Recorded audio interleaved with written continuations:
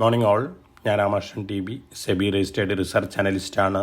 ഈ ഓഡിയോ കേട്ടതിന് ശേഷം ഡിസ്ക്ലെയിമർ കൂടി വായിച്ചു നോക്കണമെന്ന് താല്പര്യപ്പെടുന്നു. ഇന്ന് നമ്മൾ എക്സ്പെക്റ്റ് ചെയ്യുന്നത് വീണ്ടും നെഗറ്റീവ് ഓപ്പണിംഗ് ആണ്. ഏഷ്യയിലെ ചൈനീസ്, ഹോങ്കോങ് മാർക്കറ്റുകൾ വീക്കായിട്ടാണ് മോർണിംഗിൽ ട്രേഡ് ചെയ്യുന്നത്. അതേസമയം ജാപ്പനീസ്, സൗത്ത് കൊറിയൻ മാർക്കറ്റുകൾ ബെറ്റർ ആയിട്ടാണ് ട്രേഡ് ചെയ്യുന്നത്.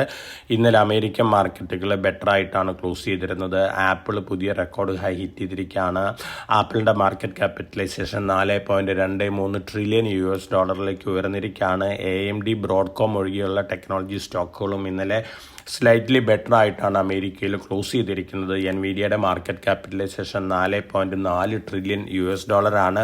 അടുത്ത ദിവസങ്ങളിൽ ആപ്പിൾ വലിയ രീതിയിൽ മുന്നേറുകയാണെങ്കിൽ ആപ്പിൾ ആയിരിക്കാം ലോകത്തിലെ ഏറ്റവും വാല്യുബിൾ കമ്പനി ആയിട്ട് മാറാൻ പോകുന്നത്. ആപ്പിളിൻ്റെ മാർക്കറ്റ് ക്യാപിറ്റലൈസേഷൻ ഈ NVIDIAയുടെ മാർക്കറ്റ് ക്യാപിറ്റലൈസേഷനായ $4.4 ട്രില്യൺ ക്രോസ് ചെയ്യാനുള്ള സാധ്യതകളുണ്ട്. അതോടൊപ്പം തന്നെ അമേരിക്കയിലത്തെ ഇൻവെസ്റ്റ്മെൻറ്റ് പാറ്റേൺ നോക്കുകയാണെങ്കിൽ ഇൻവെസ്റ്റേഴ്സ് ഇപ്പോൾ കൂടുതലായിട്ട് ഇൻവെസ്റ്റ് ചെയ്യുന്നത് മണി മാർക്കറ്റ് ഫണ്ടുകളിലേക്ക് തന്നെയാണ്. കഴിഞ്ഞ 2 വർഷമായിട്ട് കണ്ടിന്യൂ ചെയ്യുന്ന ആ പാറ്റേൺ തന്നെ കണ്ടിന്യൂ ചെയ്യാണ്. ഡിസംബർ 1 കണക്ക് പ്രകാരം വെച്ച് നോക്കുകയാണെങ്കിൽ total asset under AUM money market ഫണ്ടിൽ $8 ട്രില്യൺ ക്രോസ് ചെയ്തിരിക്കുകയാണ്. തീർച്ചയായിട്ടും വളരെ പോസിറ്റീവായിട്ടുള്ള ന്യൂസ് തന്നെയാണ് ഇത്. അമേരിക്കൻ ഇൻവെസ്റ്റേഴ്സിനെ സംബന്ധിച്ച് അമേരിക്കൻ ബോണ്ട് ഈൽഡൊക്കെ ആവറേജ് കഴിഞ്ഞ കുറേ വർഷങ്ങളായിട്ട് നോക്കുകയാണെങ്കിൽ 2% ഉള്ളൂ. അതേസമയം കഴിഞ്ഞ 2 വർഷമായിട്ട് 3.5%-നും 3.8% ഇടയിലാണ്. അതുകൊണ്ട് തന്നെ ഇൻവെസ്റ്റേഴ്സ് റിസ്ക് എടുക്കാതെ മണി മാർക്കറ്റ് ഇൻവെസ്റ്റ്മെൻറ്റിലേക്കാണ് ധാരാളം ഇൻവെസ്റ്റ്മെൻറ്റ് നടത്തിക്കൊണ്ടിരിക്കുന്നത്. അമേരിക്കൻ സ്റ്റോക്ക് മാർക്കറ്റിനെ സംബന്ധിച്ച് നോക്കുകയാണെങ്കിൽ ഇത് പോസിറ്റീവ് തന്നെയാണ്. ലോങ് റണ്ണിൽ അമേരിക്കയിൽ ഇൻട്രസ്റ്റ് റേറ്റ് കുറയ്ക്കുകയാണെങ്കിൽ മണി മാർക്കറ്റ് ഫണ്ടിൽ നിന്ന് സ്റ്റോക്ക് മാർക്കറ്റിലേക്ക് ഫണ്ട് ഫ്ലോ വരാനുള്ള സാധ്യതകളുണ്ട്. അതോടൊപ്പം നമ്മൾ യൂറോപ്യൻ മാർക്കറ്റ് സിറ്റുവേഷൻ നില നോക്കുകയാണെങ്കിൽ ഇന്നലെ മെജോറിറ്റി യൂറോപ്യൻ മാർക്കറ്റുകളും ബെറ്റർ ആയിരുന്നു. ഇന്നലെ ഏഷ്യൻ മാർക്കറ്റുകളുടെ സിറ്റുവേഷൻ നോക്കുകയാണെങ്കിൽ ഹോങ്കോങ്, ജാപ്പനീസ്, സൗത്ത് കൊറിയൻ മാർക്കറ്റുകൾ ബെറ്റർ ആയിട്ടാണ് ക്ലോസ് ചെയ്തിരുന്നത്. അതേസമയം ചൈനീസ് മാർക്കറ്റുകൾ ഇന്നലെയും സ്ലൈറ്റ്ലി വീക്കായിരുന്നു. ഇന്ത്യൻ മാർക്കറ്റിൽ നല്ല വൊളാറ്റിലിറ്റി ഉണ്ടായിരുന്നു. ഇന്ത്യൻ മാർക്കറ്റും ഇന്നലെ വീക്കായിട്ടാണ് ക്ലോസ് ചെയ്തിരിക്കുന്നത്. ഇതിൻ്റെ ഒരു മേജറായിട്ടുള്ള റീസൺ എന്ന് പറയുന്നത് റുപ്പിയുടെ ഡിപ്രീസിയേഷൻ തന്നെയാണ്. ഇന്നലെ ഇന്ത്യൻ റുപ്പി US ഡോളറിന് അഗൻസ്റ്റ് ആയിട്ട് ഓൾ ടൈം ലോയിലാണ് ക്ലോസ് ചെയ്തിരിക്കുന്നത്. അറൗണ്ട് 90 റുപ്പീസ് ടച്ച് ചെയ്തിരുന്നു ഓൾ ടൈം ലോ. അതിനുശേഷം 89.88 രൂപ പെർ ഡോളറിലാണ് ക്ലോസ് ചെയ്തിരിക്കുന്നത്. തീർച്ചയായിട്ടും ഇന്ത്യൻ എക്കണോമിനെ സംബന്ധിച്ച് സ്ലൈറ്റ് നെഗറ്റീവ് ന്യൂസ് തന്നെയാണ്.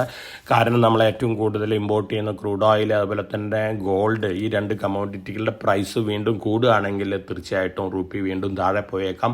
നമ്മൾ മുൻ പോഡ്കാസ്റ്റുകളിൽ പറഞ്ഞ പോലെ ഒരു പക്ഷേ 90-91 റേഞ്ചിലേക്ക് റുപ്പി താഴെ വരാനുള്ള സാധ്യതകളുണ്ട്. ഒപ്പം മറ്റു കമ്മോഡിറ്റികളുടെ കാര്യം നോക്കുകയാണെങ്കിൽ ഗോൾഡ്, സിൽവർ ഇന്ന് വീണ്ടും ബെറ്റർ ആയിട്ട് തന്നെയാണ് ട്രേഡ് ചെയ്യുന്നത്. സിൽവർ റെക്കോർഡ് ഹൈനടുത്താണ് ഇന്ന് മോർണിംഗിൽ ട്രേഡ് ചെയ്യുന്നത്. $58.4 പെർ ഔൺസിനാണ് ഇന്ന് മോർണിംഗിൽ ട്രേഡ് ചെയ്യുന്നത്. $58.87 പെർ ഔൺസാണ് റെക്കോർഡ് ഹൈ. ഒരു പക്ഷേ ഇന്നോ നാളേക്കോ ആയിട്ട് സിൽവർ പ്രൈസ് റെക്കോർഡ് ബ്രേക്ക് ചെയ്യാനുള്ള സാധ്യതകളുണ്ട്.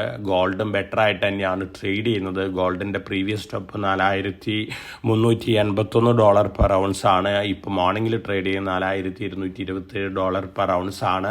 ഒപ്പം മറ്റ് കമ്മോഡിറ്റികളുടെ കാര്യം നോക്കുകയാണെങ്കിൽ കോപ്പർ, അലുമിനിയം, സിങ്ക് ഈ കമ്മോഡിറ്റികൾ സ്ലൈറ്റ്ലി വീക്കായിട്ടാണ് ഇന്ന് മോർണിംഗിൽ ട്രേഡ് ചെയ്യുന്നത്. ബ്രെൻഡ് ക്രൂഡ് ഓയിലും താഴെയാണ്. $62.2 പെർ ബാരലിനാണ് ബ്രെൻഡ് ക്രൂഡ് ഓയിൽ ട്രേഡ് ചെയ്യുന്നത്. നാച്ചുറൽ ഗ്യാസ് ബെറ്റർ ആയിട്ടാണ് ഇന്ന് മോർണിംഗിൽ ട്രേഡ് ചെയ്യുന്നത്. ഗോൾഡിൻ്റെയും സിൽവറിൻ്റെയും കാര്യം നോക്കുകയാണെങ്കിൽ അമേരിക്കയിൽ ഏറ്റവും കൂടുതൽ ഇപ്പോൾ ഇൻവെസ്റ്റ് ചെയ്യുന്ന റീറ്റെയിൽ ഇൻവെസ്റ്റേഴ്സ് ഇൻവെസ്റ്റ് ചെയ്യുന്നത് ഗോൾഡിലും സിൽവറിലും ആണെന്നാണ് ചിക്കാഗോ മെർക്കൻറ്റൈൽ എക്സ്ചേഞ്ച് റിപ്പോർട്ട് സൂചിപ്പിക്കുന്നത്. തീർച്ചയായിട്ടും ന്യൂസ് പോസിറ്റീവാണ്. ഒപ്പം ഗ്രീൻ എനർജി എക്കണോമി $7 ട്രില്യൺ ആയിട്ട് ഉയരുമെന്നാണ് കണക്കുകൾ സൂചിപ്പിക്കുന്നത്. 2030 ആകുമ്പോഴേക്കും തീർച്ചയായിട്ടും സോളാർ ഇൻഡസ്ട്രിയുടെ ഗ്രോത്ത് സിൽവറിന് പോസിറ്റീവാണ്. ഇൻഡസ്ട്രിയൽ യൂസ്, അതോടൊപ്പം തന്നെ ഇൻവെസ്റ്റ്മെൻറ്റ് ഡിമാൻഡ് സിൽവറിന് വീണ്ടും പുതിയ റെക്കോർഡ് ഹീറ്റ് ചെയ്യുന്നതിന് സഹായിക്കുമെന്നാണ് പൊതുവെയുള്ള എക്സ്പെക്റ്റേഷൻ. ഇനി നമ്മളെ സംബന്ധിച്ച് നോക്കുകയാണെങ്കിൽ RBI monetary policy committee meeting ഇന്ന് ആരംഭിക്കുകയാണ്. 5-ാം തീയതിയാണ് ഒഫീഷ്യൽ അനൗൺസ്മെൻറ്റ് വരാൻ പോകുന്ന. 5-ാം തീയതി മോർണിംഗിൽ 10 മണിക്ക് റേറ്റ് ഡിസിഷൻ അനൗൺസ് ചെയ്തേക്കാം. ഒരു പക്ഷേ 0.25% നിരക്കിൽ ഇൻട്രസ്റ്റ് റേറ്റ് കുറയ്ക്കാനുള്ള സാധ്യതകളുണ്ട്. അതോടൊപ്പം RBI സിസ്റ്റമാറ്റിക്കലി ഇമ്പോർട്ടൻറ്റ് ബാങ്കുകളായിട്ട് HDFC bank, ICICI bank, state bank, ഈ 3 ബാങ്കുകളെ കാറ്റഗറൈസ് ചെയ്തിട്ടുണ്ട്. ഇതൊരു ആനുവൽ പ്രോസസ്സാണ്. ഒപ്പം ബാങ്ക് നിഫ്റ്റി വളരെ കോൺട്രവേഴ്സി ഉണ്ടാക്കിയിട്ടുള്ളൊരു ബാങ്ക് ഇൻഡെക്സ് ആണ് NSEയിലത്തെ ബാങ്ക് നിഫ്റ്റി. 12 സ്റ്റോക്കുകൾ മാത്രമേ ഉണ്ടായിരുന്നുള്ളൂ. അതിൽ തന്നെ 5 സ്റ്റോക്കുകളുടെ വെയിറ്റേജ് അറൗണ്ട് 87% ഉണ്ടായിരുന്നു. അതുകൊണ്ട് തന്നെ ജാനറ്റ് സ്ട്രീറ്റ് ഈ ഓപ്പർച്യൂണിറ്റി മുതലെടുത്ത് ധാരാളം മണി അല്ലെങ്കിൽ ധാരാളം പ്രോഫിറ്റ് ഉണ്ടാക്കി എന്നുള്ള റിപ്പോർട്ടുകളൊക്കെ ഉണ്ടായിരുന്നു. അതിൻ്റെ കേസ് നടക്കുകയാണ്. NSE സെബിയുടെ അഡ്വൈസിൻ്റെ ഭാഗമായിട്ട് ബാങ്ക് നിഫ്റ്റിയിലുള്ള ഓഹരികളുടെ എണ്ണം 12-ൽ നിന്ന് 14 ഉയർത്തിയിട്ടുണ്ട്. യെസ് ബാങ്കും യൂണിയൻ ബാങ്കാണ് പുതുതായിട്ട് ആഡ് ചെയ്തിട്ടുള്ള സ്റ്റോക്കുകൾ. ഈ ബാങ്കുകളെ സംബന്ധിച്ച് പോസിറ്റീവാണ്.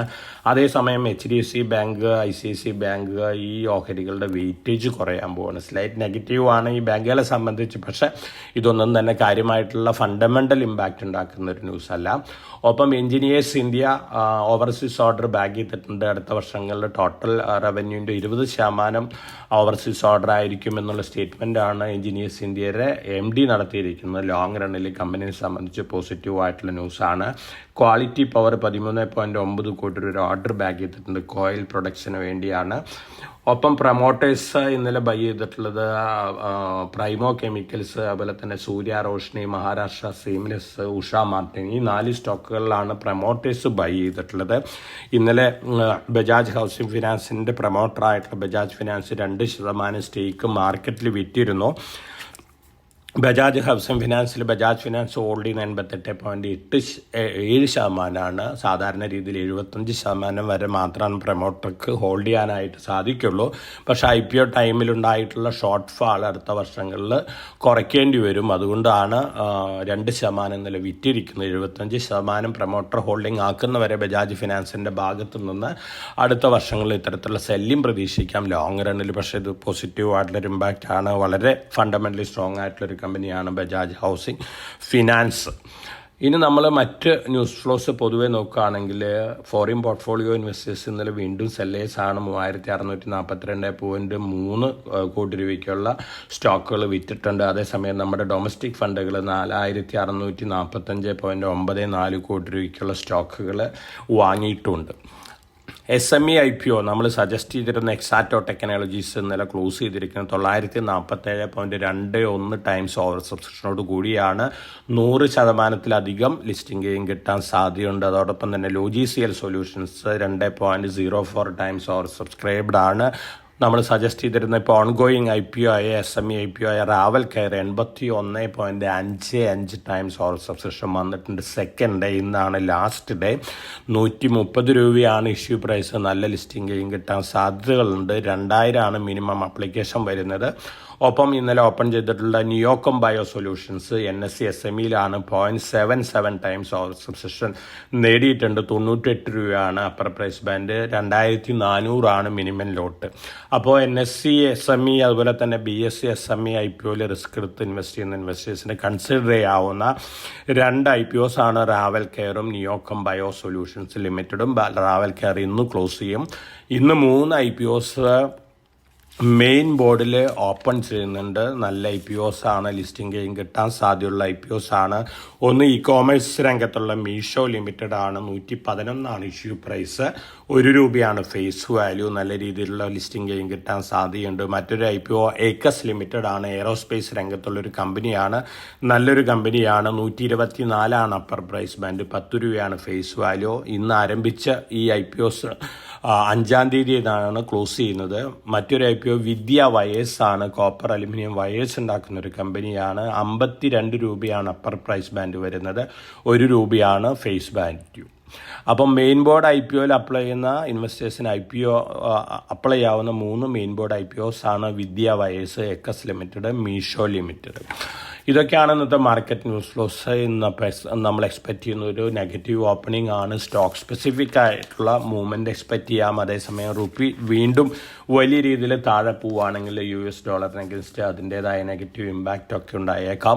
അതേസമയം ഫോറിൻ ഇൻസ്റ്റിറ്റ്യൂഷൻസും ഡൊമസ്റ്റിക് ഫണ്ടുകളൊക്കെ 2026 ഡിസംബറിലേക്കുള്ള നിഫ്റ്റിയുടെ ടാർഗറ്റ് ഹൈക്ക് ചെയ്തിരിക്കുകയാണ്. 29,300 അവർ എക്സ്പെക്റ്റ് ചെയ്യുന്ന ടാർഗറ്റ്. ഇതൊക്കെ പോസിറ്റീവ് ന്യൂസ് ഫ്ലോസ് ആണ്. പക്ഷേ റുപ്പിയുടെ ഡിപ്രീസിയേഷൻ തീർച്ചയായിട്ടും ഇന്ത്യൻ എക്കണോമിക്ക് നെഗറ്റീവ് ഇമ്പാക്റ്റ് ഉണ്ടാക്കിയേക്കാം സ്ലൈറ്റ്ലി ആയിട്ടെങ്കിലും. ഒപ്പം ഗോൾഡ് പ്രൈസ് ഫർദർ ഇൻക്രീസ് ആവുക, അതോടൊപ്പം തന്നെ ക്രൂഡ് ഓയിൽ പ്രൈസ് വീണ്ടും ഉയരുകയാണെങ്കിൽ അതിൻ്റെതായ നെഗറ്റീവ് ഇമ്പാക്റ്റ് വീണ്ടും ഇന്ത്യൻ എക്കണോമിയിലും മാർക്കറ്റിലും കണ്ടേക്കാം. ഓവറോൾ ഫണ്ടമെൻ്റൽസ് പോസിറ്റീവ് തന്നെയാണ്. ഒപ്പം റഷ്യൻ പ്രസിഡന്റ് പുടിൻ നാളെ മുതൽ ഇന്ത്യ വിസിറ്റ് ചെയ്യാണ് 2 ദിവസത്തേക്ക്. പല അനൗൺസ്മെൻറ്റുകളും വന്നേക്കാം. അതിനനുസരിച്ചുള്ള മൂവ്മെൻ്റ് ഒക്കെ നമുക്ക് മാർക്കറ്റിലും എക്സ്പെക്റ്റ് ചെയ്യാം. അപ്പോൾ വളരെ കോഷ്യസ് ആയിട്ട് മാർക്കറ്റിൽ മൂവ് ചെയ്യാൻ എല്ലാവർക്കും നല്ലൊരു ട്രേഡിൻ്റെ ആശംസിച്ചുകൊണ്ട് ഞാൻ ഇന്നത്തെ പ്രീ മാർക്കറ്റ് കമൻറ്ററിയോട് അവസാനിപ്പിക്കുകയാണ്. Thank you.